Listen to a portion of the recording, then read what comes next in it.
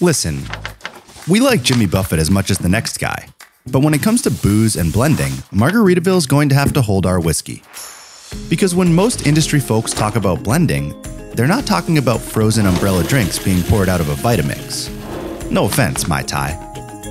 What they're actually talking about is the tried and true technique of mixing different spirit profiles to produce a higher quality tipple. In fact, when it comes to the art of blending, you might say that the whole is greater than the sum of its parts. But Aristotle wouldn't. Mostly because he never actually said that, contrary to what most Google search noobs would argue. But hey, whatever floats their philosophy boat. When someone mentions blended spirits, whiskey is typically what most people think of. But you can blend a whole slew of other things, including rum, gin, and more popularly, wine. And we've been blending spirits since the 19th century. Back when glass was expensive, spirit enthusiasts would take their empty bottle to a local grocer who would fill it up from a cask of whiskey.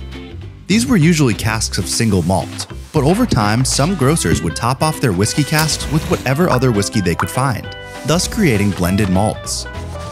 Some shops became famous for their blended whiskeys, carefully curating the recipe in their casks to make sure that every bottle was consistent.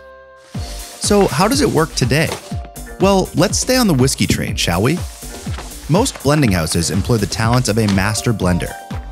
They're kind of like the John Williams of whiskey, except instead of using their oral gifts, they use their sense of smell and taste to create a harmonious masterpiece among different whiskeys, pairing the right aromas and tasting notes to fit the flavor profile they've set out to make.